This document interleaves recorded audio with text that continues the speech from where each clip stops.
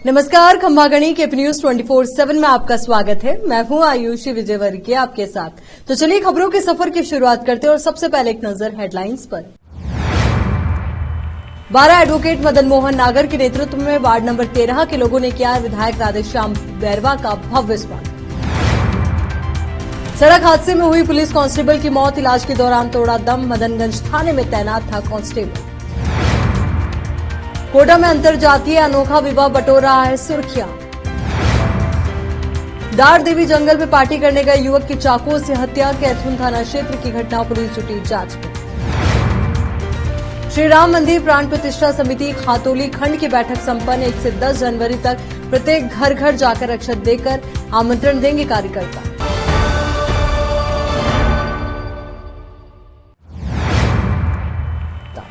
अब देखते हैं समाचार विस्तार से। 12 से भारतीय जनता पार्टी के विधायक राधेश्याम बैरवा के विधानसभा चुनाव में जीत के बाद से ही बीजेपी कार्यकर्ताओं में खास खुशी का माहौल देखने को मिल रहा है। राधेश्याम बैरवा जीत के बाद गांव जाकर अपने कार्यकर्ताओं सहित आमजन का धन्यवाद ज्ञापित कर रहे हैं। रविवार को वार्ड पार्षद एडवोकेट मदन मोहन नागर व बीजेपी नगर अध्यक्ष महावीर नामा के नेतृत्व में नगर परिषद के वार्ड 13 में वार्डवासियों ने विधायक का भव्य स्वागत किया। उन्हें घोड़े पर बिठाकर वार्ड में जुलूस निकाला, जमकर आतिशबाजी की और पुष्पहार व साफा पहनाकर मुंह मीठा कर स्वागत सम्मान किया। वहीं विधायक राधेश्याम बैरवा ने भी उनकी जीत पर पार्टी कार्यकर्ताओं सहित अभी मतदाताओं का आभार व्यक्त किया और उनके विश्वास पर हमेशा खरा उतरने की बात कहते हुए सभी समस्या के समाधान करने का भरोसा दिलाया। इस अवसर पर बीजेपी के कई वरिष्ठ कार्यकर्ता भी धन्यवाद यात्रा में मौजूद रहे। 12 से संवाददाता ब्रिजेश यादव की रिपोर्ट।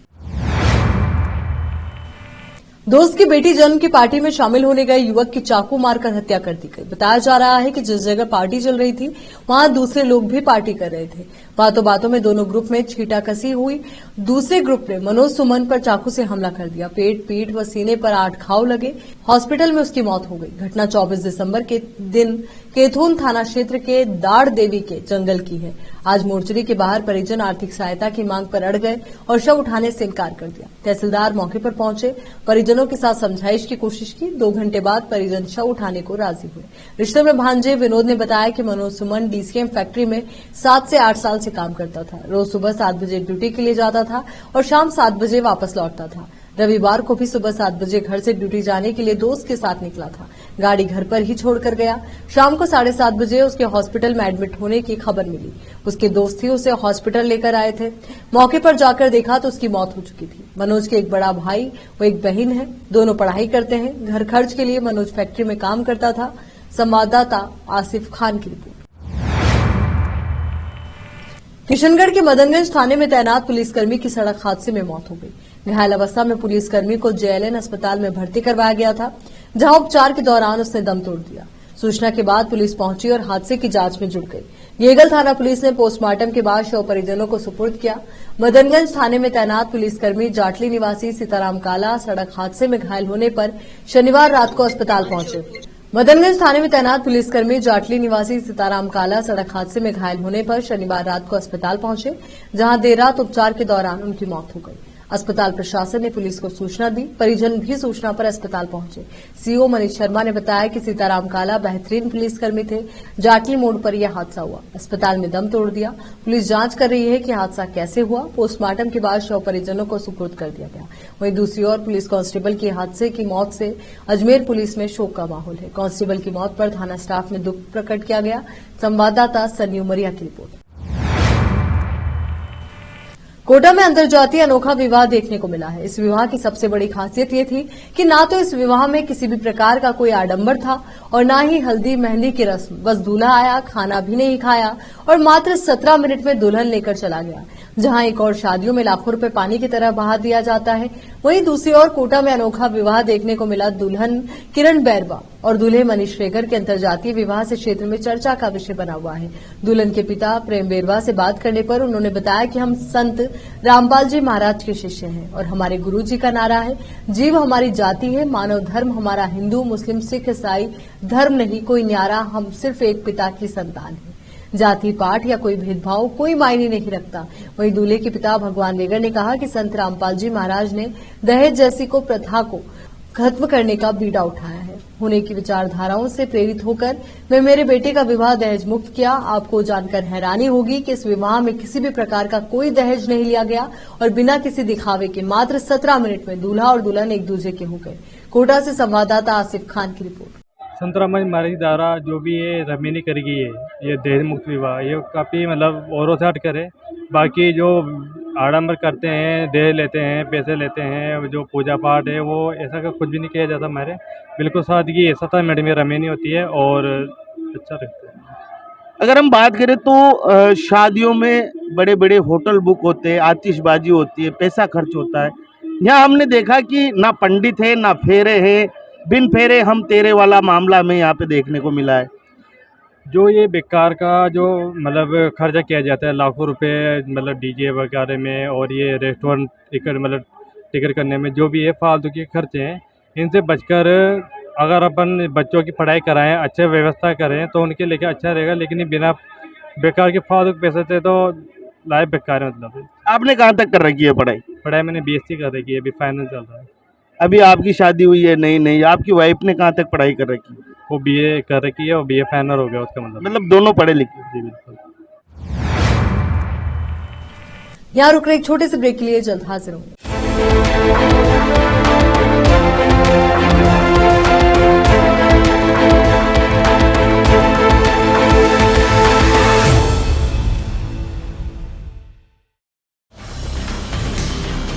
हिंदुस्तान के हर कोने में हम हैं मौजूद।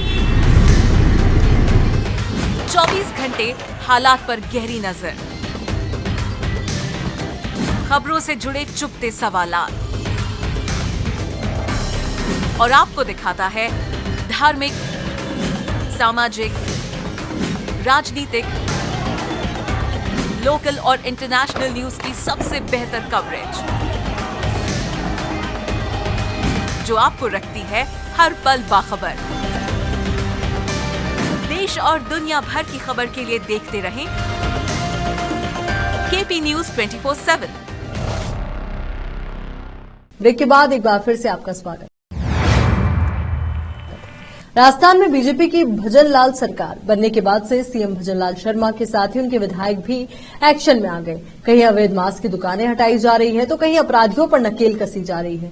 बारां जिले में भी बारां विधायक राधेश्याम बैरवा व अंता विधायक अवरलाल मीणा भी एक्शन में आ गए, जिन्होंने बारां में जुआ, सट्टा, स्मैक, नशीले इंजेक्शन, अवैध शराब बिक्री, अवैध खनन आदि अवैध कारोबार पर पूर्ण लगाम लगाने की घोषणा कर दी।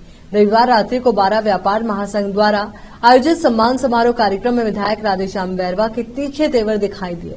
उन्होंने बारां को दलालों, नशीले इंजेक्शन, स्मैक, अवैध शराब बिक्री के कारोबार सहित अवैध खनन को पूर्ण रूप से रोक लगाने की घोषणा कर दी। इस अवसर पर विधायक बैरवा ने कहा कि वो एसपी से मीटिंग करेंगे और इसे बंद करवाएंगे। उन्होंने हाल ही में कलेक्ट्री के पीछे हो रहे मिट्टी के अवैध खनन को बंद करवाने के बाद ही उन्हीं की पार्टी के एक वरिष्ठ नेता द्वारा अवैध खननकर्ता की सिफारिश करने वाले मामले में तीखे शब्दों में कहा कि बैरवा को किसी की चिंता नहीं है, उसके पास ईश्वर का दिया सब है। उन्होंने कहा कि आप सहयोग दोगे तो सब अवैध कारोबार बंद होगा। उन्होंने अपने वरिष्ठ नेताओं की ओर संकेत करते हुए कहा कि मैंने अवैध खनन बंद करवाया तो हमारे ही व्यक्तियों ने कहा था कि वो धंधा तो करेंगे। उन्होंने साफ शब्दों में कहा कि कोई चाहे कितना ही बड़ा कार्यकर्ता हो, वो अवैध कारोबारी की सिफारिश नहीं करे। वहीं अंता विधायक अवरलाल मीणा ने कहा है कि अब भ्रष्टाचारियों की खैर नहीं है।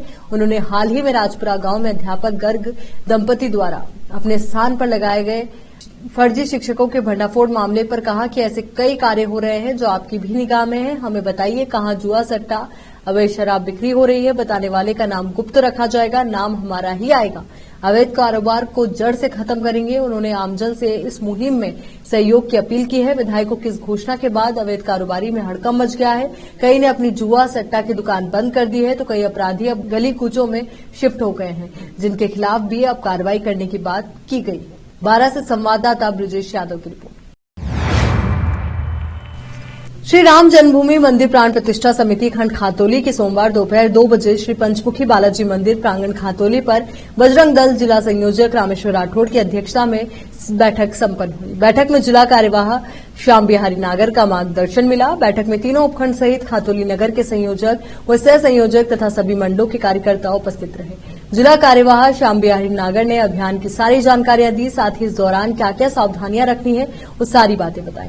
बजरंग दल जिला संयोजक रामेश्वर राठौर ने कहा कि आगामी पौष शुक्ल द्वादशी 22 जनवरी 2024 सोमवार के शुभ दिन प्रभु श्री राम के बाल रूप नूतन विग्रह को श्री राम जन्मभूमि पर बन रहे नवीन मंदिर भूतल के गर्भगृह में विराजित करके प्राण प्रतिष्ठा की जाएगी।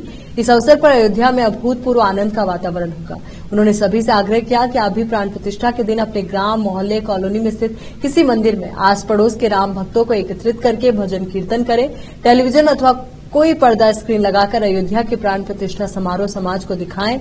शंख ध्वनि, घंटानाद, आरती करें, प्रसाद वितरित करें। श्री राम मंदिर प्राण प्रतिष्ठा समिति खंड संयोजक ओम प्रकाश मीणा ने अभियान की सामग्री वितरण कर आगामी उपखंड बैठकों की सूचियां बनाकर अवगत करवाया। 1 से 10 जनवरी तक कार्यकर्ता प्रत्येक हिंदू परिवार तक टोली में पहुंचकर पत्रक, मंदिर चित्र, पूजित अक्षत देकर आमंत्रित करेंगे। वहीं बैठक में अभियान के जिला संयोजक धनराज प्रजापत, सेवा भारती के पप्पू पोसवाल, हरिनारायण कुशवाहा, विहिप मंत्री भेरूलाल गुर्जर, तुलसीराम मीणा, शिवराज नागर, महावीर नागर, सन्मानपुरा, मोहनलाल कुशवाहा, बरनाहली, शंभू दयाल गुर्जर, रामपुरिया, गोवर्धन सिंघाड़ा, खातोली, कैलाश चंद नागर, जितेंद्र कुमार, सौभागपुरा, नरेश सोनी, खातोली सहित कई कार्यकर्ता मौजूद रहे। इटावा से संवाददाता जितेंद्र कुमार नागर की रिपोर्ट।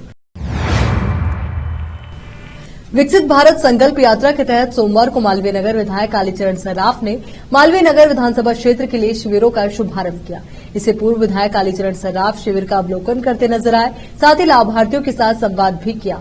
उन्होंने पीएम स्वनिधि योजना के तहत लाभार्थियों को 10,000 रूपये के चेक भी सौंपे।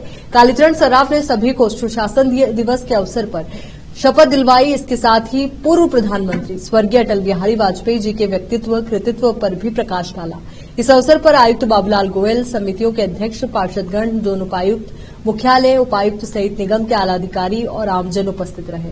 संवाददाता अकरम खान की रिपोर्ट। राजस्थान में कोरोना के मामलों में इजाफा देखने को मिल रहा है। आज राजस्थान में 722 लोगों की सैंपलिंग हुई, जिसमें से 11 कोरोना से संक्रमित लोग मिले, जिसमें जयपुर में सिर्फ 7 केस मिले हैं। इसके साथ ही साथ जयपुर में कुल 154 लोगों की सैंपलिंग हुई है। 1 केस अलवर, 1 दौसा, 1 कोटा और 1 केस सवाई माधोपुर में मिला है। अजमेर और अन्य जिलों में सैंपलिंग हुई है, लेकिन केस नहीं मिले हैं। वहीं दूसरी तरफ स्वास्थ्य विभाग लगातार अलर्ट मोड पर काम कर रहा है। 26 दिसंबर को प्रदेश में कोरोना से निपटने के लिए मॉक ड्रिल भी की जाएगी। इतना ही नहीं, आज 2 दुर्घटनाग्रस्त कोविड पॉजिटिव लोगों की मौत हुई। हालांकि विशेषज्ञों ने मृत्यु की वजह दुर्घटना को माना है। अतिरिक्त मुख्य सचिव ने कहा कि राजकीय अस्पतालों के साथ ही निजी अस्पतालों में भी जांच, दवा, बेड, ऑक्सीजन सहित अन्य चिकित्सा सुविधाओं को परखने के लिए 26 दिसंबर को फिर से मॉक ड्रिल की जाएगी। मॉक ड्रिल के बाद सूचनाओं को विश्लेषण कर उचित कदम उठाए जाए। उन्होंने एसआरआई रोगियों की सतत निगरानी रखते हुए अब आवश्यकता अनुसार कोविड टेस्ट कराए जाने के निर्देश भी दिए। उन्होंने कहा कि कोमॉर्बिड रोगियों, गर्भवती महिलाओं, बच्चों और बुजुर्गों को कोविड एप्रोप्रिएट बिहेवियर की पालना के लिए जागरूक किया जाए। इटावा के सुल्तानपुर नगर समेत पूरे देश भर में लंबे प्रयासों के बाद अयोध्या में बन रहे भगवान श्री राम मंदिर प्राण प्रतिष्ठा महोत्सव कार्यक्रम को लेकर खासा उत्साह देखने को मिल रहा है। गांव-गांव, जगह-जगह शोभा यात्रा और अक्षत कलश पूजन कार्यक्रम आयोजित किए जा रहे हैं। इसी क्रम में सुल्तानपुर नगर में गीता जयंती के मौके पर श्री राम जन्मभूमि तीर्थ क्षेत्र अयोध्या से आए पूजित अभिमंत्रित अक्षत कलश का नगर भ्रमण कार्यक्रम आयोजित किया गया, जहां सर्वप्रथम सभी विजय हनुमान मंदिर पर एकत्रित हुए। वहां पर सभा का आयोजन हुआ। कार्यक्रम में मुख्य वक्ता के रूप में विहिप जिला सह मंत्री नंदलाल प्रजापति ने संबोधित किया और राम जन्मभूमि के इतिहास और वर्तमान परिप्रेक्ष्य में संक्षिप्त जानकारी दी। इसके बाद पूजा अर्चना के साथ भगवा ध्वजों और जयकारों के साथ अक्षत कलश को सिर पर रखकर शोभा यात्रा शुरू हुई। शोभा यात्रा के दौरान बड़ी संख्या में महिला, पुरुष, युवा भगवान राम के जयकारे लगाते हुए चल रहे थे। इस दौरान विभिन्न संगठनों द्वारा पुष्प वर्षा कर शोभा यात्रा का अभिनंदन किया गया। इस मौके पर शोभा यात्रा मंडी गेट से संजय नगर, सनातन नगर, विद्यापीठ उप तहसील के पास से होते हुए वाल्मीकि मोहल्ला, हाड़ा मार्केट से मुख्य मार्ग होते हुए भोरा चौराहे से होकर वापस विजय हनुमान मंदिर पहुंची। इस मौके पर जगह जगह राम भक्तों ने कलश यात्रा का पुष्प वर्षा और आतिशबाजी के साथ भव्य स्वागत किया, जहां विजय मंत्र व हनुमान चालीसा पाठ के बाद प्रसाद वितरण के साथ कार्यक्रम का समापन किया गया। इस मौके पर बजरंग दल जिला संयोजक रामेश्वर राठौर, विहिप जिला उपाध्यक्ष इंद्रराज मीणा, खंड संघ चालक दुर्गा शंकर नागर, कार्यक्रम नगर संयोजक राकेश अग्रवाल, मातृशक्ति की मनोरमा नागर, आशा शर्मा, पालिका अध्यक्ष प्रतिनिधि विनीत शर्मा, सामाजिक कार्यकर्ता जुगल शर्मा, व्यापार महासंघ अध्यक्ष विष्णु गोस्वामी, सुरेश शर्मा, खंडगांव प्रखंड अध्यक्ष महावीर नाग, रवि स्वामी, मनोज नागर, महावीर मीणा, महेंद्र बजरंगी, लड्डू मीणा, श्याम शर्मा, मुकेश प्रजापति समेत दुर्गा वाहिनी, बजरंग दल और हिंदू संगठनों के कार्यकर्ता, पदाधिकारी आदि मौजूद। इटावा से संवाददाता जितेंद्र कुमार नागर की। चलिए एक बार फिर से नजर डालते हैं हेडलाइंस पर। 12 एडवोकेट मदन मोहन नागर के नेतृत्व में वार्ड नंबर 13 के लोगों ने किया विधायक राधेश्याम बैरवा का भव्य स्वागत। सड़क हादसे में हुई पुलिस कांस्टेबल की मौत, इलाज के दौरान तोड़ा दम, मदनगंज थाने में तैनात था कांस्टेबल। कोटा में अंतरजातीय अनोखा विवाह बटोर रहा है सुर्खियां। दार देवी जंगल में पार्टी करने गए युवक की चाकुओं से हत्या, कैथून थाना क्षेत्र की घटना, पुलिस जुटी जांच में। श्री राम मंदिर प्राण प्रतिष्ठा समिति खातोली खंड की बैठक संपन्न, 1 से 10 जनवरी तक प्रत्येक घर घर जाकर अक्षत देकर आमंत्रण देंगे कार्यकर्ता। केपी न्यूज की राजस्थान बुलेटिन में फिलहाल के लिए इतना ही। देश और दुनिया से जुड़ी तमाम ताजा खबरों के लिए आप बने रहिए केपी न्यूज 24/7 के साथ। धन्यवाद।